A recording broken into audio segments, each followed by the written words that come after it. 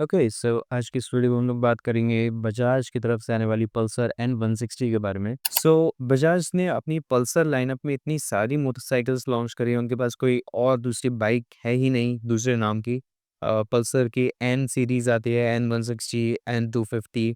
Pulsar ने F series निकाली थी, 250 थी, जो कि अभी डिसकंटिन्यू हो गई है। और पल्सर की 220 एफ अभी भी प्रोडक्शन में है। पल्सर की NS160, NS200, पल्सर की NS400Z, और जो नॉर्मल पल्सर आती है वो तो अलग है।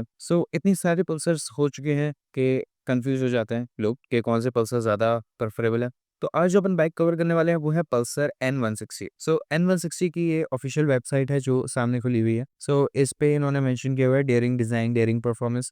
एक्चुअली पल्सर N160 देखने में अच्छी लगती है, मतलब उसका जो लुक है वो, जब पल्सर N160 लॉन्च हुई थी तो मेरे को लगा था यार ये MT-15 की कॉपी कर दी है, क्योंकि हेडलाइट्स एकदम सेम ही है, बस थोड़ा-सा नीचे डाउनवर्ड है और थोड़ा-सा डायमंड कट शेप में उसका एलईडी डीआरएल्स हैं, और वहीं MT-15 में थोड़ा-सा रेक्टेंगल शेप में डिज़ाइन है एलईडी की। तो N160 upside down telescopic forks.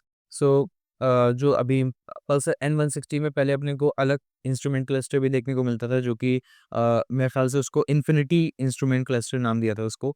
उसके बाद इन्होंने ये डिजिटल इंस्ट्रूमेंट क्लस्टर डाल दिया है। पहले इस बाइक में अपसाइड डाउन पोर्ट्स भी नहीं आते थे, यूएसडी भी नहीं आते थे, तो अभी उन्होंने यूएसडी भी डाल दिया है। ओवरऑल बाइक अच्छी है, ओवरऑल बाइक लेने लायक है। ये इनकी वेबसाइट थोड़ी सी जिटरी है, तो मेरे को पता नहीं क्यों ऐसा हो रहा है। शायद इन्होंने जो अपना एनिमेशन बनाने की कोशिश करी है तो उसकी वजह से थोड़ा सा जिटर मार रही है।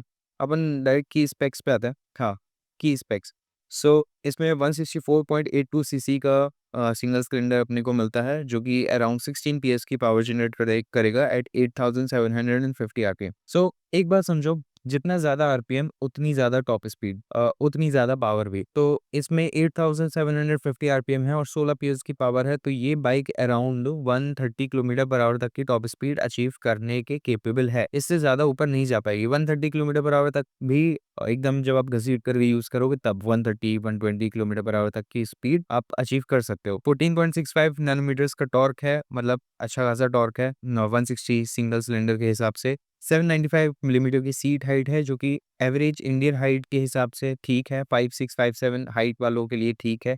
एक्चुअली हाइट का ये मसला है कि आपको अपनी इनसीम लेंथ ज़्यादा बेटर रहेगी, आप उसको मेजर करो, उसके बाद सीट हाइट कंपेयर करो, क्योंकि इनसीम लेंथ क्या होती है? इनसीम लेंथ आपका ये होता है कि इनर थाई से लेकर के पूरा आपका हील तक जो लेंथ है वो मेजर करो आप। तो उससे सीट हाइट का थोड़ा ज़्यादा मसला रहता है, क्योंकि आपकी हाइट अगर 5'8", 5'9" भी है और आपकी इनसीम लेंथ थोड़ी कम है, तो हो सकता है कि आपका थोड़ा-सा इश्यू है। 14 लीटर्स का फ्यूल टैंक कैपेसिटी है, जो कि ठीक है, अच्छा है, काफ़ी अच्छा है। मतलब कुछ हायर सीसी मोटरसाइकिल उसमें थोड़ा-सा कम ही मिलता है, 11-12 लीटर्स का मिलता है, इसमें 14 लीटर्स का मिल रहा है, तो अराउंड आपको रेंज 350 किलोमीटर पर आवर से 375 किलोमीटर तक मिल जानी चाहिए। उसके बाद यूएसबी मोबाइल चार्जिंग पोर्ट इनकी वेबसाइट पे मेंशन्ड है।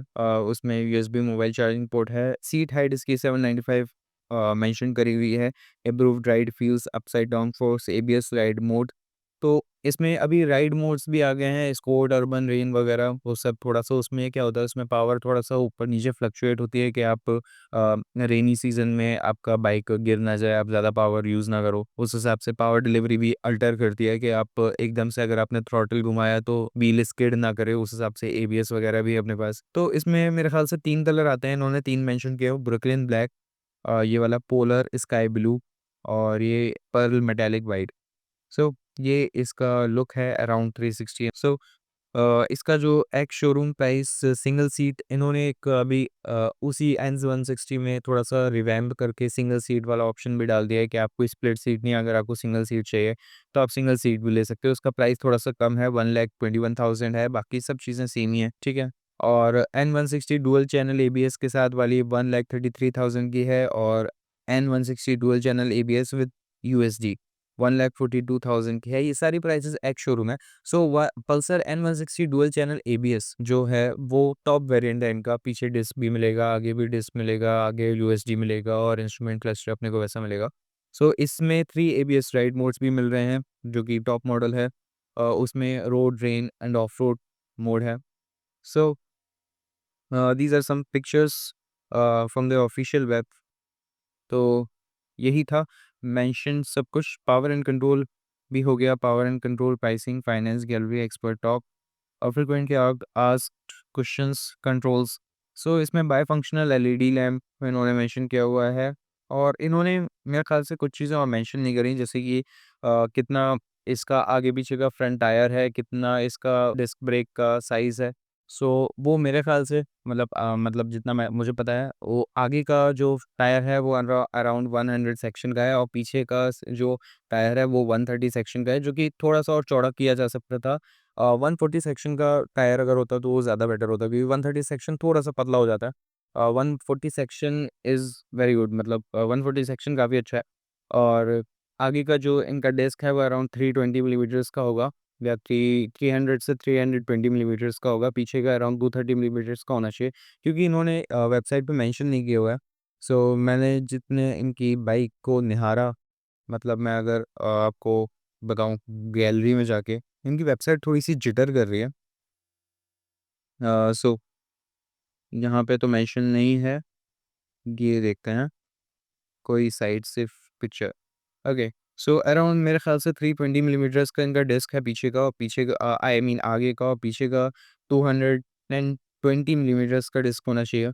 और पीछे का टायर 130 सेक्शंस का है और जो फेयरिंग है वो मेरे ख़्याल से काफ़ी ठीक लग रही है देखने में। एक्चुअली फेयरिंग इसकी काफ़ी सही लगती है, थोड़ी-सी शार्प, थोड़ी-सी बल्की टाइप की बाइक लगती है ये, इन पर्सन अगर सामने से देखेंगे तो। सो अब मेरे को एलईडी प्रोजेक्टर सेटअप सेटअप भी मिल जाता है इस बाइक में। So that was all about this bike. तो मैं मिलता हूँ आपसे नेक्स्ट वीडियो में। Bye. Thanks for watching guys, bye.